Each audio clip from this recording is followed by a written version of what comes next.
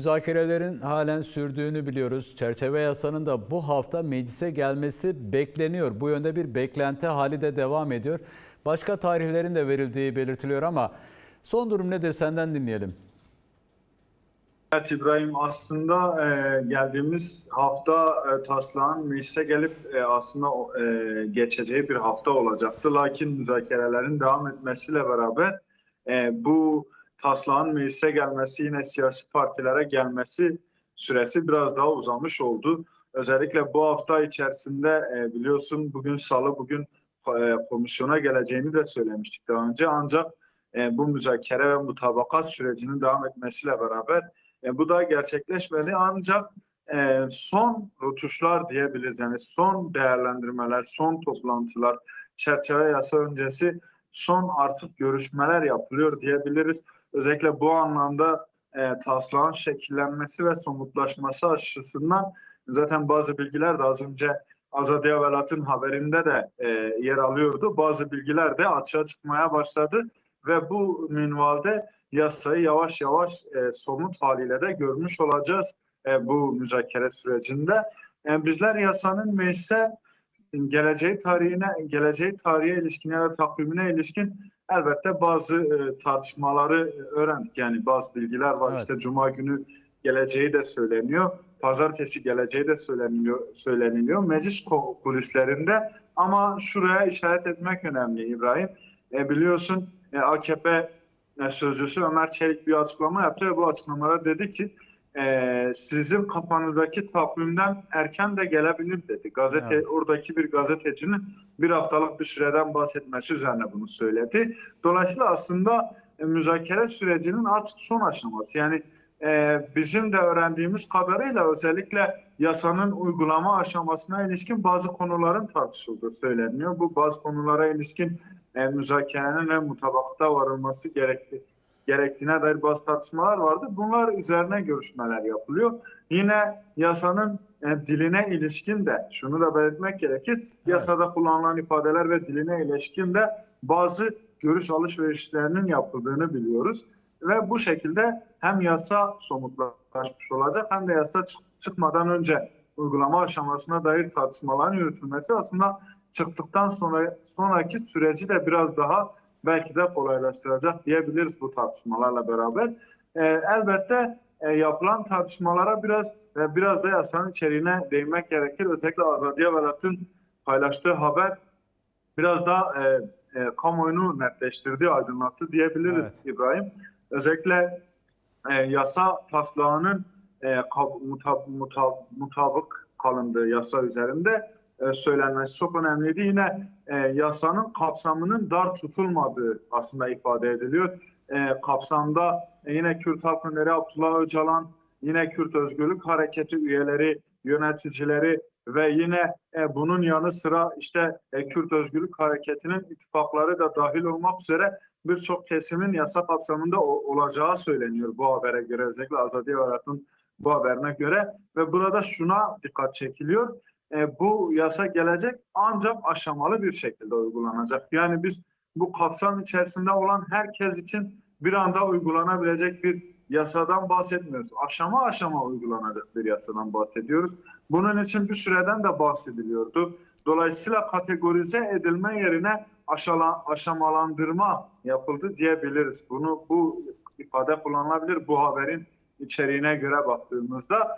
Dolayısıyla bu haberle beraber de aslında içeriye dair bazı şeylerin gelmesi bu noktada önemli oldu. Yine Kürt Halk Önderi Abdullah Öcalan'ın statüsü önemli olan bir diğer mesele ve bizim öğrendiğimiz bilgilere göre, bizim edindiğimiz bilgilere göre ve yürütülen tartışmalara göre diyelim, mecliste özellikle yürütülen tartışmalara göre Kürt Halk Önderi Abdullah Öcalan'ın iletişim koşullarının bu yasayla beraber mutlaka genişletileceği, kendisiyle görüşmelerin önünün açılacağı söyleniyor. Gazeteciler, akademisyenler, aydın yazarlar ve yine işte siyasetçilerin Kürt Halk Önderi Abdullah Öcalan'la yapacağı görüşmelerin önünün açılacağı söyleniyor ve hukuki statüsünün de yasanın uygulanma aşamasında ilerleyen pratiklerde açığa çıkacağı söyleniyor. Bu özellikle mecliste de tartışılıyor. Yine Azadiye Velat'ın haberi dahil olmak üzere aslında birçok haberde de yer edinen bir bilgi oldu. Tartışmalar yapıldıkça da netleşiyor. Onu da belirtmek gerekir ki koordinasyondan bahsediliyor. Şimdi yasa uygulandıktan sonraki sürece değinmek gerekir. Orası çok önemli çünkü bir koordinasyondan bahsediliyor. Bu koordinasyonun Cevdet Yılmaz önderliğinde diyebiliriz ve Cevdet Yılmaz'ın sorumluluğunda diyelim. Sorumluluğunda kurulacağı söyleniyor ve bu koordinasyonun MGK üzerinden yürütüleceği, MGK üzerinden şekilleneceği söyleniyor. Dolayısıyla baktığımızda burada önemli nokta MGK'nin bir savunma ekseninde olduğunu ve sadece bir savunma ekseninde bir koordinasyon önerildiğini görüyoruz. Ancak buna karşın mecliste özellikle muhalefetin önerileri var, DEM Parti'nin önerileri var. Meclis bünyesinde de bir komisyon kurulması ve bu koordinasyonla beraber çalışması önerisi var. Bu aşamada bu komisyonun da kurulmasına sıcak bakıldığını belirtmek gerekir. Özellikle Numan Kurtulmuş'un siyasi parti ziyaretlerinde bu konunun konuşulduğu ve Kurtulmuş'un da bu konuda sıcak baktığını da belirtmek gerekir. Bu da önemli bir diğer bilgi. Kurtulmuş'un sıcak bakması aslında bir noktada meclis başkanı olmasından doğru da bu komisyonun da kurulmasının önünün açıldığını da gösterir bir açıdan. Dolayısıyla bu koordinasyonun bu sefer alt komisyonlarının olduğunu buradan anlamış olduk. Zaten alt komisyonlar... Evet İbrahim. Devam et istersen ama birkaç sorum daha olacak sana. Çünkü bazı kavramlar, yeni kavramlar kullandın. Onları biraz eğer elinde bilgi varsa açmanı isteyeceğim. Kategorizasyon olmayacak, aşamalandırma olacak derken aşamalandırmayı biraz açmanı isteyeceğim. Yani evet İbrahim. Oraya aşamalandırma derken şunu kastetmek istiyorum. O nokta önemli. Kategorize edilecekti. Biliyorsun hukuk kategorize edilecekti. İşte suçlu suçsuz ayrımı tartışılıyordu. Bu tartışma ortadan kaldırıldı. Yani bizim de özellikle Azadiye Velat'ın haberine de baktığımızda yine bizim de öğrendiğimiz bilgilerde, özellikle mecliste öğrendiğimiz bilgilere göre kategorize edilme durumu ortadan kaldırıldı. Suçlu suçsuz ayrımı ortadan kaldırıldı. Aşama aşama işte hem geri dönüşler hem de yine PKK ile irtibatlı, iltisaklı olan suçlarda yine işte suçlamalarda aşama aşama bunların sürece göre işte yeniden ele alınacağı yine işte bunların özellikle bazılarının özellikle denetimli serbestliğe dönüştürüleceği konuları masada tartışılan konular bunlar. Tabii ki denetimli serbestlik konusu da biraz tartışmalı bir konu ancak burada aşamalandırma konusunda özellikle bazı ilk mesela diyelim yasanın çıktığı günden hemen sonra ilk aşama olarak özellikle işte Türkiye'de yine PKK'den dolayı iltisaklandırılmış ve suçlu sayılmış insanların dosyalarına ilişkin bazı adımlar atılacak. Dosyalarına ilişkin bazı incelemeler yapılacak. Yine geri dönecek özgürlük hareketi üyelerinin, gerillaların yine bu aşamaya tabi olacağı söyleniyor. Mesela ilk aşamada yöneticilerin, üst düzey yöneticilerin veyahut da işte devletin ifadelendirdiği biçimiyle işte eyleme katılmamış olanların döneceği söyleniyor.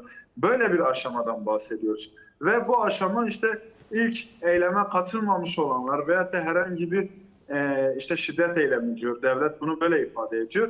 Herhangi bir şiddet eylemine katılmamış olanların ilk aşamada geleceği ve bunun aşama aşama bütün Kürt Özgürlük Hareketi'ni kapsayacağı noktasında bir anlaşmanın, bir mutabakatın olduğu tartışılıyor. Yani bu yine Azadiye Velat'ın haberinde de bu şekilde zaten açığa çıktı. Biz de gördük bunu. Dolayısıyla burada bir kategorize etme değil de aşamalandırma, yani aşamalara bölme, bütün bu geri dönüşü yine işte suçlamalara dair atılacak adımları yine Avrupa'dan geri dönüşleri aşama aşama ele alma durumu bununla beraber de aşamalandırma durumu ortaya çıkıyor İbrahim.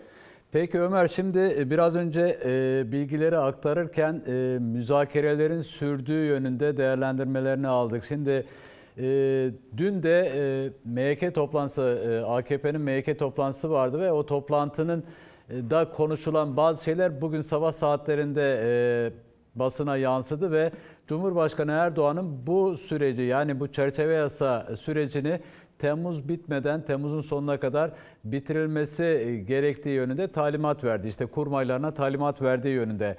Biz şunu da biliyoruz. Önder Apo'yla 20 Temmuz'da görüşen İmralı heyeti ardından siyasi partilerle de görüşmeler gerçekleştirecekti. Şimdi bu müzakereler çerçevesinde elinde kulis bilgisi var mı? Onu sormak istiyorum. Yani müzakereler şöyle, az önce de aslında belirttiğim üzere zaten meclis kapanmadan mutlaka çerçeve yasa çıkacak meclisten. Yani bu konuda zaten en başından beri bir mutabakat vardı. Yani ne olursa olsun Ekim ayına kalmayacak, çıkacak. Müzakerelerle ilgili de az önce belirttiğim aslında koordinasyon aşamasına dair bazı tartışmalar var. Bu tartışmaların ve son rutuşlar olduğu yani söyleniyor. Son dokunuşlar olduğu, son görüşmeler olduğu bu kapsamda söyleniyor. Evet. Ve özellikle bu aşamada hem yasanın uygulanma aşamasına dair bazı tartışmaların hem de yasanın içeriğinde yani diline dair, yasada yer alacak ifadelere dair bazı konuların da tartışıldığı belirtiliyor. Meclis kulislerinde özellikle bunlar konuşuluyor. Bunlar biraz haberlere de yansıdı, kulis haberlerine de yansıdı. Yine AKP'de mesela MYK toplantısının ardından, AKP'nin MYK toplantısının ardından işte mecliste konuşulanlara baktığımızda biraz yasa konusunda, geleceği konusunda bir netlik var ve hatta belki geçtiğimiz haftaya oranla daha olumlu bir hava da var. Yani zaten Azadiye Velat'ın yaptığı haberde bir mutabakattan söz ediliyor. Mutabık kalındığı söyleniyor. Bununla beraber de olumlu bir havanın olduğunu söyleyebiliriz. Peki. Müzakereler de bu havada sürüyor ve bu aşamada da baktığımızda artık yasa meclis kapanmadan gelecek son işte koordinasyon aşamasına dair yürütülen tartışmaların tam detayını bilmesek de bu tartışmaların netleşmesiyle beraber hatta yasayı da görebiliriz. Yasada yani taslak da tamamen önümüze gelebilir. Bunu da belirtmek gerekir İbrahim.